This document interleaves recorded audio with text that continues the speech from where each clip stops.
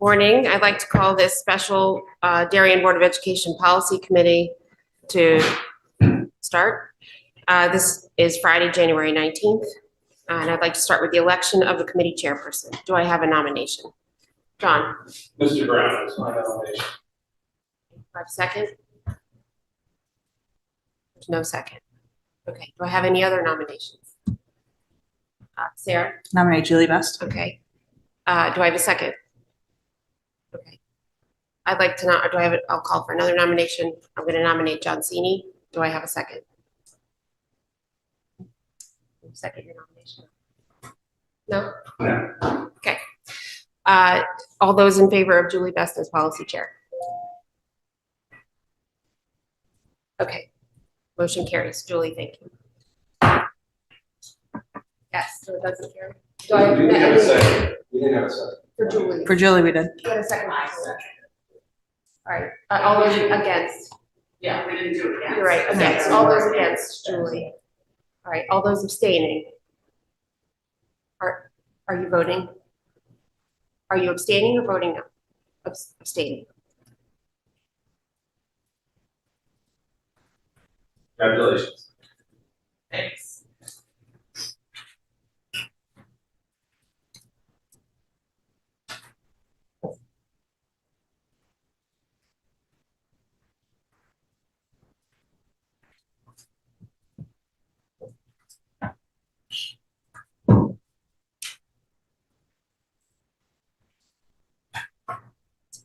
Good morning.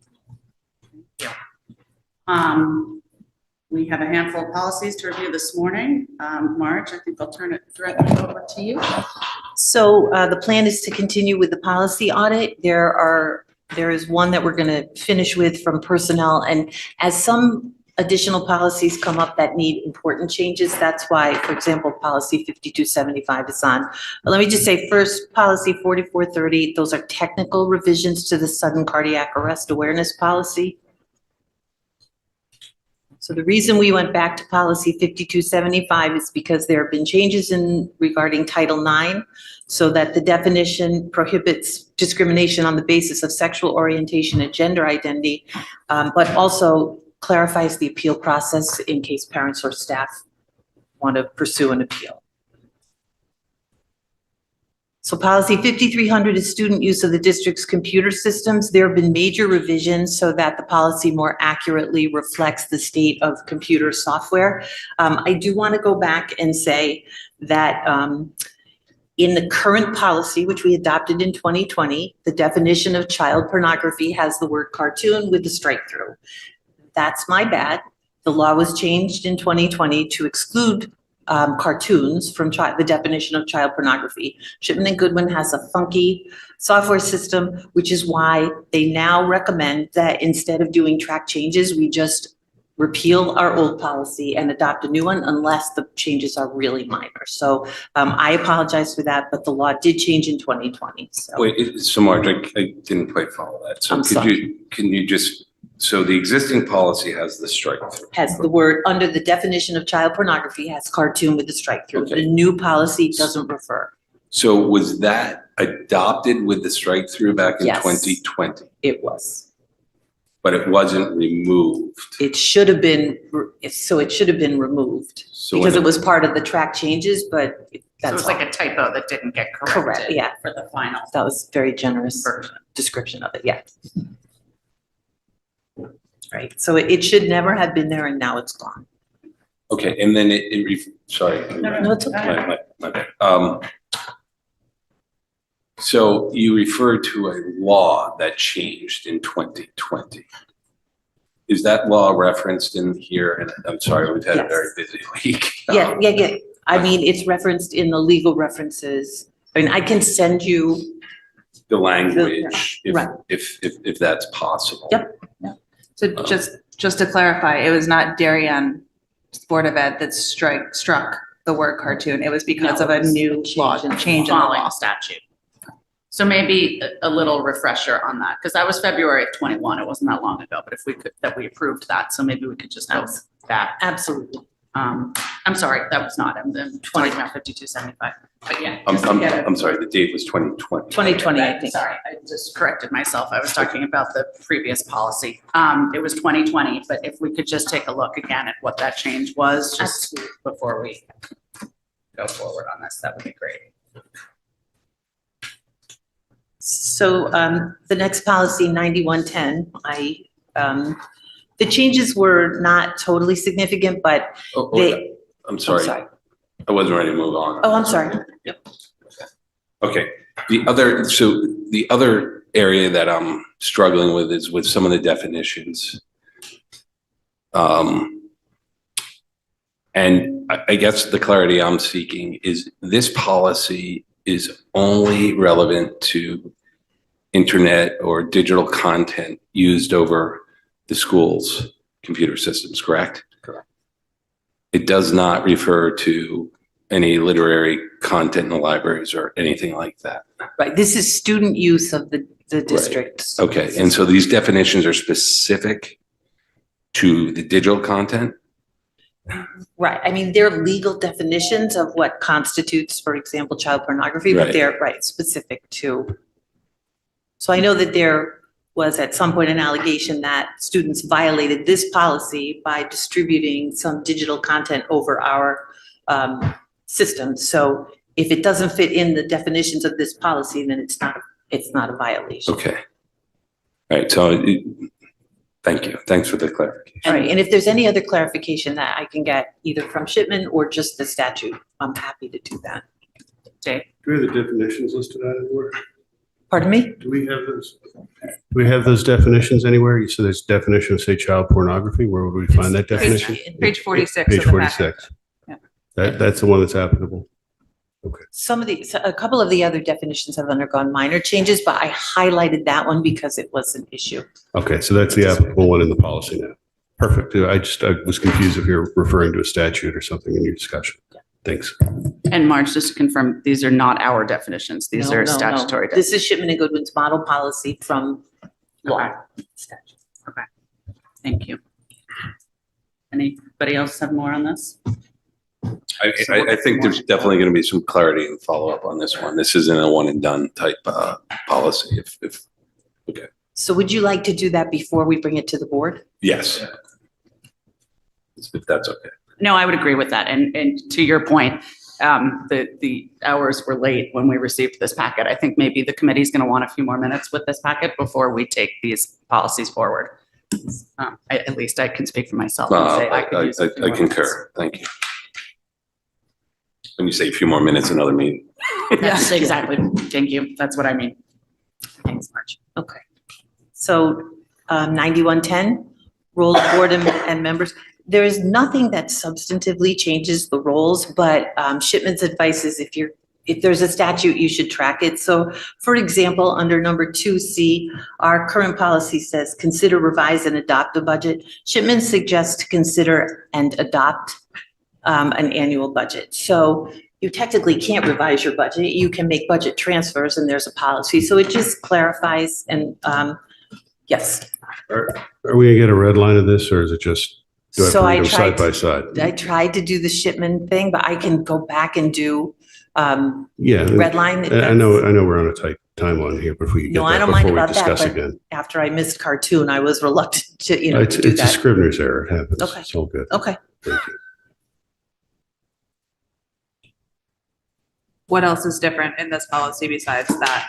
I can go through. I just, for example, another example is our policy says to initiate and approve the acquisition and disposition of school sites. That's paragraph G. Shipman has added to provide for the proper maintenance of facilities. Again, it tracks the statute more closely, but I can do a red line version. Thank you. Thank you.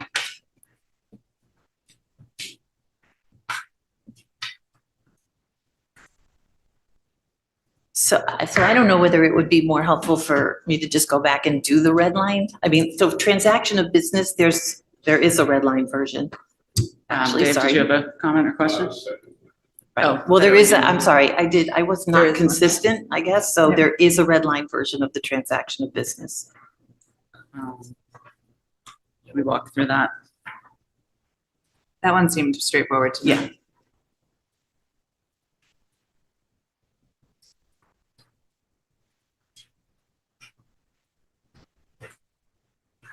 Anyone have any comments or questions on that particular policy? Or None. would you like to reserve the right to have comments or questions on it next time we meet? It's fine as well.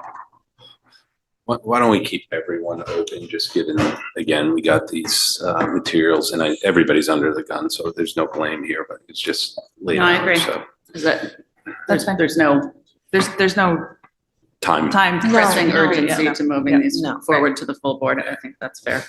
Okay, so there are no changes in policy 9130 oath of office. It just tracks the statute.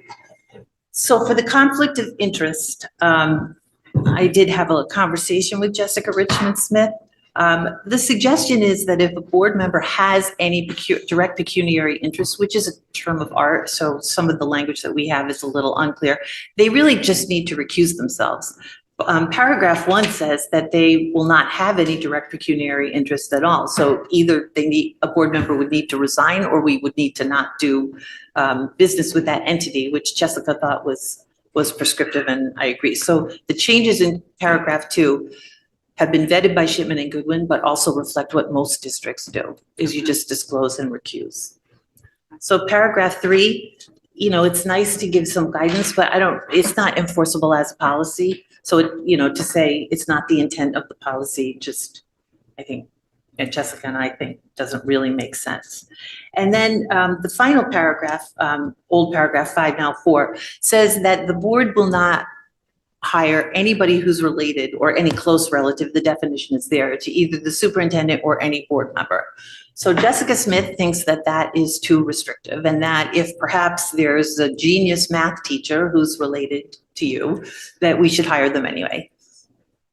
I think it's easier if we just draw a line and don't, wade into that territory, but I have no real skin in the game, so I think it's a decision for the board to make. What is the standard practice in other There districts? isn't really. She said it sort of runs the gamut. She said this is actually the most prescriptive that she's seen. Alan, for you, in your decades of doing this, have you ever come across an issue concerning this matter? Not directly, I had indirectly, actually, Mrs. Edley was the nurse supervisor, but she was contracted out through the Visiting Nurses Association, but it still was that's the closest I've come to it, but some people, for superintendents, some would have that your spouse or significant other can't be employed, or it's just not as limited as this. So this is, clearly these are the board's policies, but do you have an opinion as to what this should be? Or may I lead with a question in that, the board really doesn't have hiring decision other than the superintendent, right? So perhaps, and if this has been a practice, we just limit it to the superintendent for the board, as a member of the board, right? I mean, I'm sorry, so the board, I wouldn't want to hire my wife as the superintendent as a board member, correct? Because that's the only hiring decision we truly have. We have appointment decision, but not hiring. So that's a line I'd like to draw. It's as unlikely as it would be. But 2, the other question I have is, could the board restrict the superintendent from hiring a family member into the district? Yes. So, and you have to sign off on every hire? The superintendent? Certified hire, yes. Yes. So I would propose that be considered. Okay. Let's think Yeah. on that. And noodle over it if you have any other suggestions. No, honestly, it's really a real policy decision, so. The other thing I can't really imagine the situation. I would just talk pragmatically for a moment. I really wouldn't want someone, a relative of mine, working in any district I've working in this capacity, because I think it does provide a wee bit of a conflict of interest there. But then I would maybe think, okay, is there any scenario that I'm not thinking of where maybe it would make sense, or would be plausible, in which case, in an exceptional circumstance, you could say it would have to come to the board first. Just to maybe provide for that unique one that I can't even think about, to be honest with you. Generally, I wouldn't want that. I don't think it's probably a good idea in general, certainly for the superintendent's relations, right? Not for other teachers or other ways, but I would be happy enough with that position. But I'd also like, if you want to do a wee clause that if that was the case, it would have to come with for a board approval. And maybe we do the same for board, For a board member. yeah. Just Because I think something, that's the more, thinking pragmatically, that's the more possible situation is that Mrs. Sini wants to be an elementary school teacher and that's, you know, I think that's a more, that could happen more likely than not. So we're saying in that case, we would consider it in a. and have the board And sign have the off. board sign Yeah. off on it. Yeah. Is that, I just question whether you want to be in that position, but if you want to, there's nothing legally that prohibits it. And from my own perspective, I'm not so much worried about the board perspective of it, to be honest with you. Not in the sense of the board, to rephrase that. I would be open to hiring somebody from the board per se, but. right, I think the protection is that, again, I'm making up things, but if the board chair put pressure on the superintendent to hire a kin, Yeah. you'd want some oversight on that. Yeah, Right. Maybe we're overthinking it, so. Well, from my perspective only, if I hire a relative of Mrs. Best and it goes bad, it makes it more complicated that you're a board member. And that's, That I understand, but then to Dr. Adley's point, and another, for example, let's say we're looking for an elementary Spanish teacher and we're having a really hard time. And John's son graduates and he's a new elementary Spanish teacher and maybe as a one-off, it's something that we want to consider and leave room for. So my closest one, the other closest one I've had was my director of human resources was the board chair's spouse. I can tell you that wasn't easy, to be No. honest with you. Like, I mean, it just was hard. Julie Davis. I'm sorry, Dave. Just to weigh in, in my mind, this is such an edge case. I don't think we need a prescriptive policy to really lock it down. And I think as long as there's transparency, should that happen, we would be fine. But that's my take. So what would you suggest? Just having it? Broad or vague or not even in here. How do you offer transparency? I'm just wanna.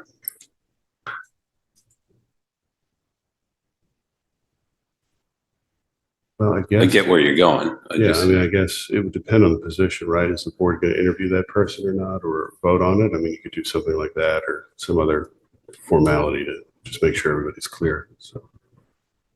So most positions we wouldn't vote on or interview. So it would only be if we made a provision that we would do that in this circumstance. Is that correct? I think vague maybe is a good direction to consider on that, meaning leave some room for interpretation should a need arise, but maybe could we look at something? so is In the that, vague are we department? back to prior approval? Because we can draft language that says prior approval of the board. I think we are. Okay. Is I that, think we'd is like that to broad look. enough? Do you Yeah. think? I mean, I want to read it, but Yeah. yeah, Yeah. that's, I think we'd like that's to the look at it. gist. Yeah. Or gravamen, whichever word I you think that prefer to makes mean, sense. gist. There is a nepotism policy which says that you can't hire anybody who's going to supervise a direct relative. So you couldn't hire a relative as a superintendent, for example, because you Okay. supervise, but Okay, wouldn't cover everything. okay. Probably somewhere where at least the board are apprised of it as opposed to interviewing the person. Yes. Yes. Okay, thanks much. That makes sense. All right, so 9150, the recommendation is to repeal because all of this is statutory, and in the town charter, the qualifications, this doesn't add anything. Any questions on that? It's nice language, but yes. It's nice probably not language, but- enforceable right. as policy. Right. So filling vacancies on the board, some of them are just stylistic, some of the changes are stylistic, like paragraph 1. Paragraph 2, making it so prescriptive about the form, you wouldn't, it could just be a technicality that could invalidate a resignation. It just doesn't make any sense. So those are the changes. Just think, I mean, we had to closely examine this one earlier this year, or last year, I suppose. Is there anything in here that we thought didn't work, was challenging to work around? Dave? Oh, sorry. Go ahead, Dave. Yeah, I mean, I didn't want to interrupt the conversation, Sarah. I guess I see the town clerk mentioned here as a strikeout, Marge. And is that statutory or is that just notice that they have to inform? So that would be my only question there. It's not in the charter. It's not in the charter. Okay. That the letter needs to be addressed to the town clerk. So the letter could be accepted by the board chair and then transmitted, but there's no. But notice has to be provided to the town Yes. clerk, whether that's via the letter directly or via the chair. So I think we probably want that concept in there because it wouldn't be intuitive to me to notify the town clerk without the guidance in here. And then generally, I personally would like to spend some time on this one and not just move it today. 100% agree, because I got to reflect on our experience, because there were some nuances that needed to be clarified. I think that's fair. So paragraph 5, I think, is one of them that's in the town charter. That language is from the Okay. town charter. And Dave, just to make sure I heard you, you were saying that you would like to look at a provision that stipulates that the town clerk needs to be informed, not necessarily that the letter has to be addressed to. So if I wasn't sitting in this meeting and, didn't know the conversation here, and I just pulled this policy off the shelf and read it, I would have no idea that I needed to loop in the town clerk. Understood. Thank you. So we'll check the town charter and see what the requirements are. Yeah, and I mean, I get your point. It doesn't matter who the notice is, but like, I wouldn't be like, oh, I mean, wouldn't spring to mind. And then if there's a resigning member should provide the Board of Education at the earliest possible. Like, it's a little Yeah, wishy, that's little. So we thing, could so- strike that. I wanted. Yeah, I you to mean, be or able to- combine the boats to Dave's point to adopt that, but also the board chair should know or something. Yeah. So maybe we can combine the two to meet that. But again, yeah, a little more time would be great. Sounds good. Does anybody have thoughts now to discuss, or we just want to wait?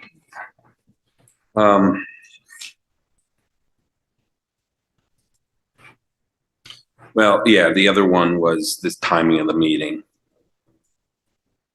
There was some questions about that language, so I'd want to How really, soon or how quickly? yeah, because it says shall fill such vacancy at a meeting or special meeting convened for that purpose, so. Yeah, that was a little prescriptive in that we've had to move pretty quickly. Just looking back at how that process worked, it seemed not, I don't know. Yeah, because it goes in paragraph 3, sorry, I didn't mean to cut you Yeah, off. no, go ahead. The Board of Education will schedule the election or other replacement at the next regular board meeting. So there's like already confusion between 1 and 3. Is it at the next regular board meeting or is it a special A meeting? special meeting to be So- Or at a special meeting. Right. You know, so that all. So that looks- seems Yep, not contradictory, but it confusing, was- yeah. It was clarified. problematic, or not problematic, it was Yeah. vague enough where. so I there think were that time, questions. is this a model policy or is this our? This is, so for example, the member of the same party is a local decision, but Yeah. otherwise it tracks Shipman and Goodwin's not totally. I should say it doesn't really track totally because we needed to look at the town charter. So for example, paragraph 5 is from the town charter, not Shipman and Goodwin. Well, and be clear, the Connecticut General State Statutes 10/2019, I went to it at the time, and it is very prescriptive in terms of the responsibility of the board to fill the vacancy. So also let's look at that very closely, and maybe that's going to give us the detail that we're seeking. I think the other sentence in here that was, that brought conversation was the board may consult with the appropriate town committee for its recommendation. And I'm wondering whether that needs to be in here or. Dave? Were you done, Sarah? Sorry. Pardon? Were you done with your point? Yeah, go ahead. Oh. And I was just, I don't know that what to replace it with, but that was just one of the sentences that brought conversation among the community when we had to go through this. Got it. Thanks. I guess, Marge, I'd be curious to see Shipwin's model just for comparison purposes and realize that there's going to be some Darien town specific things. Mhm. And then in terms of the May, with whether it be the town committee, whether it be DTC, RTC, whoever TC, I found this unclear, and I'm not sure that we actually followed a good process last time. So I think we need to have explicit language in there to make sure we don't do this in the same way we did last time. So I think this definitely needs to get punched up. I don't know exactly how to do that at the moment, but would like to spend some time because I think that needs to be clarified. To Dave's point, I disagree. I thought we followed it. So there's enough vagueness where we have disagreement. So What happens if there's an unaffiliated voter elected to the Board of Ed? and we have resigns. To be replaced. And then that person resigns? It's a good point. Mhm. So Because Marge, you just said that the stipulation that the replacement needs to be in the same party of the person who left the board is our ad. It's not a model policy or statute. Well, no, but that's be in, careful. that's Let's in go the back to town charter. Oh, the says it charter, has- but not the model policy. Okay. But Okay. the town charter does say that it needs to be replaced with the same Yes. political party, but Okay. what Thank happens you. if there's an unaffiliated voter? I mean, I feel like that group of our town is growing. Oh, it's the largest Biggest. percentage. Yeah, so I don't necessarily see that that's. Yeah. So How do we handle that? can you ask that I question? will, I'll talk. I will. Good point. Thank you. Anyone have anything else for now on that? Okay. So removal of board officers, and again, I can come back with a red line, but the changes to this policy were relatively significant. And it's a serious thing to remove a board officer. And so the due process rights given to that officer are spelled out more clearly here. And then Julie, just to clarify that this is only for board officers. So it would be for the chair, the vice chair, and the secretary. And the removal for any other board member can only be done by the electorate. Is that correct? Town charter. I don't even know if you can, only through an election, you know. I think there may be a recall provision, but I'll check. Yeah. But only, I don't know how that works. I've never seen that happen, but if it were to, I don't know. I'm not sure it exists, but that would be another clarifying thing. And, sorry, go ahead, Dave. Sarah, you enumerated the 3 full board officer positions. Does this not include subcommittee or other? I don't know. What is the So- definition of an officer of the board? So maybe we need clarity on that. I think it's Marge. just the 3, I but think it's that just- my understanding is just the 3, but I don't know that for sure. I don't believe you're an officer of the board. You would be considered an officer of a subcommittee. That would be good to check. And this is for removal from the office, not from the Yes. board. Correct.